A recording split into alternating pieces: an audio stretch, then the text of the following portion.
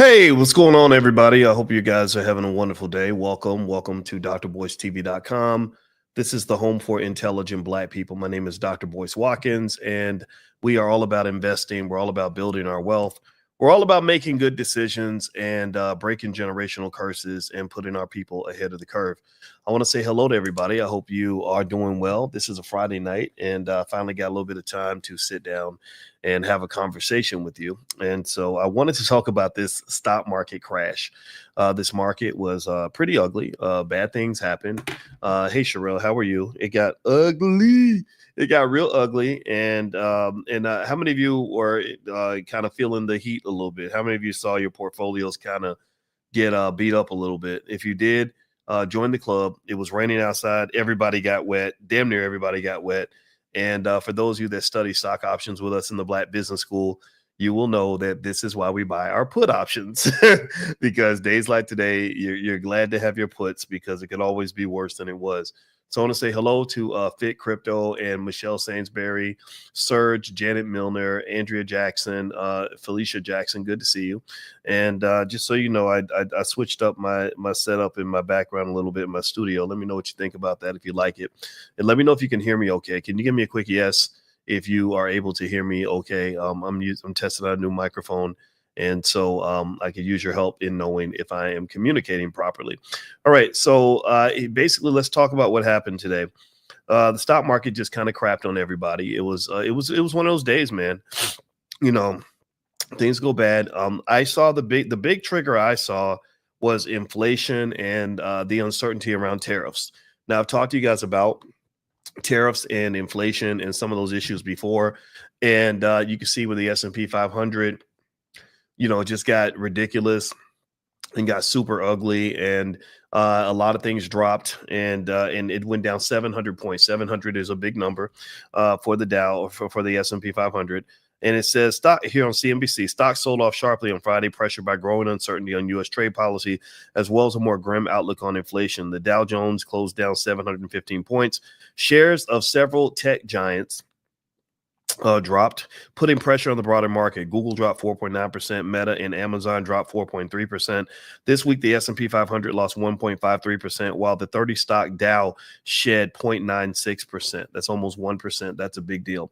So what happened here, Paulo, is that basically the market got hit by two major things, and that is uncertainty, which is pretty familiar right now. I mean, by this time, we're kind of used to the idea that because nobody knows exactly how Trump is going to implement his tariff policy, that's created uncertainty.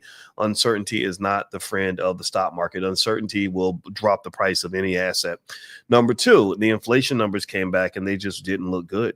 It says here that Friday's core personal consumption expenditures price index also came out hotter than expected, rising 2.8% in February and reflecting a 0.4% increase for the month, stoking concerns about persistent inflation. Economists surveyed by Dow Jones have been looking for respective numbers of 2.7% and 0.3%.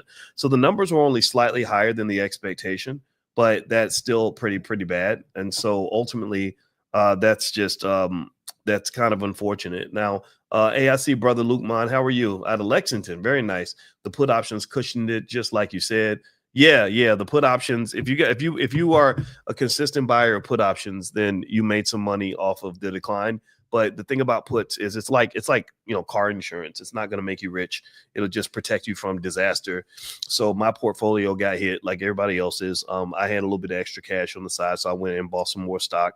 I've been a heavy investor in Meta lately, especially now. I'm buying the dip on Meta, and so I'm not telling you what to do, but I'm telling you what I'm doing.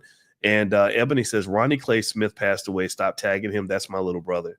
Oh wow, well, I'm very, very sorry about that. Gosh, my heart goes out to you and your family, Ebony. I hate hearing that. Okay, so let's keep going here. It says, quote, the market's getting squeezed by both sides. There is uncertainty around next week's reciprocal tariffs because in case you don't know, Trump has he has this thing called Liberation Day or Freedom Day or something like that, where he's basically got this day where he says he's gonna, make America rich again. Again, Trump is a cartoon character for the most part. I mean, I didn't vote for the man or vote against the man. I don't vote for Democrats or Republicans. I voted for Cornel West, in case you want to know who I voted for. And I can just tell you that ultimately, I don't know. I kind of just feel like there is comedy on both sides. You know, Joe Biden looked kind of crazy, and Trump, you know, to me, it was kind of ridiculous as well. And so basically, he claimed he believes he's going to make America rich again with his tariffs. I could get past the idea of the tariffs because I think tariffs are a fact of life. Countries do put higher tariffs on the U.S. than we put on them. It's almost like your cousin that always borrows money from you, but you can never borrow money from them, you know, and it's not fair, right? It becomes a drain on you. And so I get what he's saying, but the problem is that he's not being clear. He needs to be a leader and be clear about what he plans to do and how he plans to do it. And I don't know why they're not being clear. I don't know why. Maybe it's ego tripping or something, but the stock market is collapsing because of this. The stock market, you know, you had a really good market up through the inauguration. And again, I'm not going to say that it's going to stay this way. I think there's still some hope. There are a lot of analysts who believe that American companies are making lots of money and that's what's going to keep them strong. But this is not helping. This is not helping at all. This uncertainty, it's going to cause long-term problems for the United States. And I think it's something that the Trump administration should be embarrassed about. I think that if you are claiming to have the right to run this country and you think your ideas are the best ideas, well, then show people, you know, lead, be a leader. You're not being a leader right now. It's an embarrassment. So anyway, let me keep going here. Let's see here.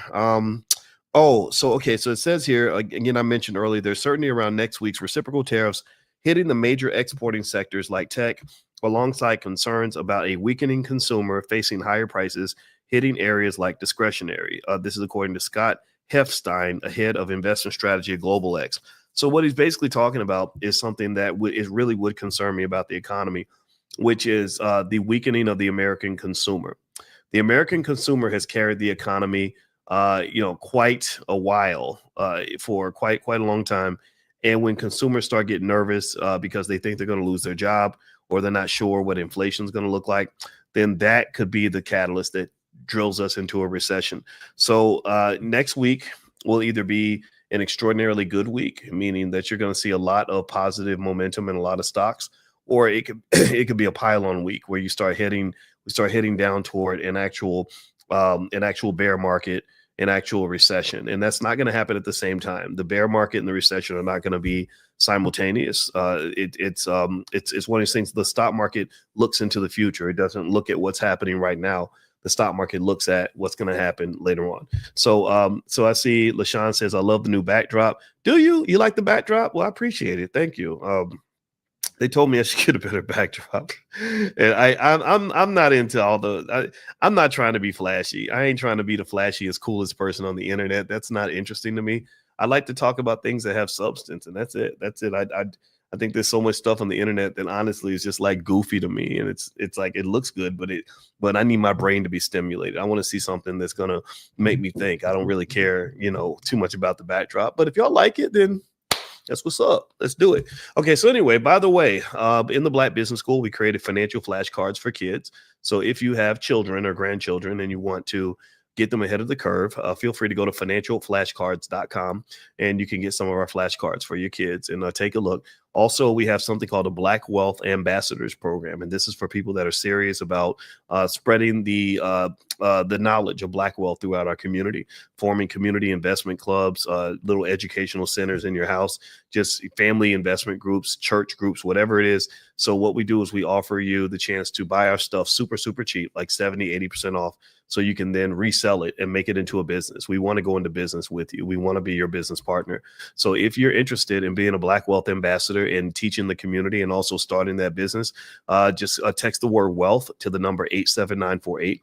Just text the word wealth to the phone number 87948. All right. So hit the thumbs up button, thumbs up, share, subscribe. So as we were talking about earlier, the S&P 500 has been hit pretty hard and it's down quite a bit. And this is pretty ugly. And so I'm going to keep on sort of breaking this down and letting you guys know what's going on.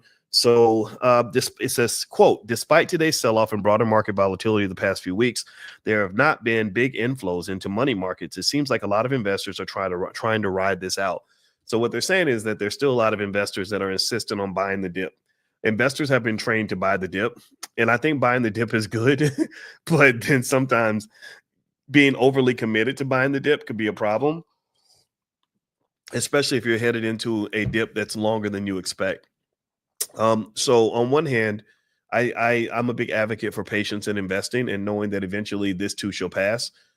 But at the same time, it may take a long time for it to pass. So what you may want to look at are you've got some bond funds out there that can give you some exposure to bonds that can get you kind of out of that a little bit, out of the stock market some. And then also you've got things like consumer staples. I don't have the ticker symbol in front of me, but there's like an actual ETF on consumer staples. I think the ticker might be XLP or something like that. And we talk about consumer staples. We've been talking about that for the past few weeks as I've been sort of letting you guys know that what happened today was kind of on the horizon, that literally, there we go. The ticker's XLP. And XLP is a fund that owns a lot of consumer staple companies. The biggest holdings in this fund, if you buy one share, you get ownership in Costco, Walmart, Procter & Gamble, Coca-Cola, Philip Morris, PepsiCo, Colgate, and Target. So, there's Target, right? So you may not like Target because of the DEI, but you can pick any of those companies individually. And this is one of the things that people are doing in order to protect themselves as the market starts acting a little bit weird. Also, gold is seen as a popular hedge to protect against markets like this. Yeah, I did. Well, I did mention XLP earlier. Yeah, so XLP, it is still relevant. It's even more relevant than before. I know we talked about it this morning in class, but it's super relevant right now. So it says here, Trump earlier this week announced a 25% tariff on, quote, all cars that are not made in the United States, a decision that hurt a lot of auto stocks. And I think it benefited his buddy Elon. I think Elon was protected a little more when they put tariffs on his competitors. And also, I think that when he shut down the EV credit, that somehow helps Elon, because I don't think his company needs the EV credit because they're already making EVs cheaply. So there, if you're wondering if the game is rigged, it's absolutely rigged. There's no question about it.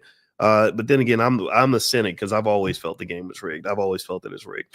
A few other things happening in the market that you may want to care about is tech stocks, where the superstars going back the last few years. Tech stocks may not be the superstars going forward, so I'd be extremely careful.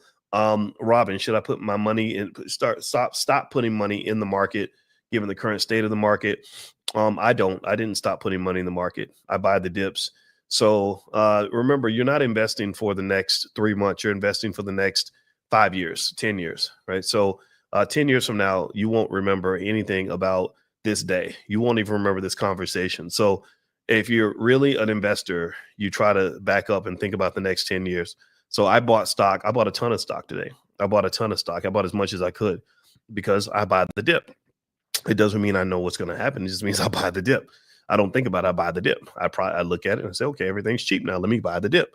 And that's not because I know that the dip is going to end in 2 weeks. That's not because I know what's going to happen in April and May. It's because I know what's going to happen over the next 10 years based on 200 years of data in the stock market. You buy the dip, buying the dip works. Running away doesn't. That's what it is. Okay. So let me mention a couple more things.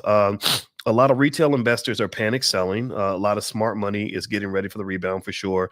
And global markets are being hit as well as U.S. markets. So that's something that's kind of hitting things pretty hard. So some of the stocks you're asking me about, I can't really answer stock questions a lot of stocks right now. We can save that till class. So when we get together for class, we can talk about that. But for right now, I just wanted to come in and touch bases with you guys and let you guys know what I was seeing and what the issues are. And what I'll do over the weekends, I'll mention something in terms of what 4 or 5 things you want to look for going forward in the market this week. If you're not sure what to do, I think sometimes doing nothing is the best answer. Waiting and seeing. I don't think you have to act on every little thing that happens in the market. Emotionally reacting to the fact that the market dropped so much today is not really wise investing, because sometimes it goes down, sometimes it goes up. But if you're an investor, you're just an investor. And that's pretty much the philosophy that tends to work. I know that that's not as exciting as telling you exactly what's going to do or exactly what exactly with certainty what's going to happen. but you can't do that. Nobody knows exactly what's going to happen. There's been thousands of research papers written where people tried to predict what an individual stock is going to do. Should I buy this stock or should I buy that stock? All the research says that that's not doable. But unfortunately, there are a lot of people on the internet who will lie to you, but they don't have PhDs in this topic. They haven't read hundreds of research papers on the topic. So they're going to say, no, buy this stock or don't buy that stock. That stock's going up. That's going down. They really don't know. They really don't know. So, but if you want to know what I did, I bought a lot of Meta. I like Meta. I think Mark Zuckerberg runs a good company, and I think that he's able to make good decisions. And I believe that Meta has a strong future. And also, just in case their future isn't as bright as I think it's going to be, I sold a lot of poor man's covered calls on Meta. So I made a few $1,000s selling the calls on Meta. So if you want to learn more about stock options and stuff like that, feel free to text the word options to 87948. Or you can also go to drboyceprime.com. I think stock options, environments like this are what options are kind of made for, because they allow you to kind of position yourself to benefit from whatever the market does. A market going down is an opportunity. A market going up is an opportunity. Everything's an opportunity if you know where the opportunities are. So I encourage you to learn that. That's what your financial literacy is going to do for you. Okay. So anyway, I'm going to get out of here, guys. So you guys like the new vibe, the new background? You want me to stick with it then? Okay. If that's the case, then I'm gonna stay with it, and we'll do this again. So I got to go upstairs. I got allergies, and I apologize for the sniffling, but I had allergies since I was a little kid. So I'm gonna go upstairs and lay next to my pretty wife, and that makes my sniffling go away. So God bless you. Have a good night, everybody. Thank you so much for listening. And if you want to join us for class tomorrow, then make sure you text the word morning to the number 87948. Text morning to 87948, and we will be meeting for class. And the book's behind me. That's my book, The 10 Commandments of Black Economic Power. So if you go to drboycebooks.com, you can get a copy, and I'll sign it for you and send it to your house. So take care, everybody. Have a good day. God bless you. I'll see you soon. Take care. Bye-bye. Peace.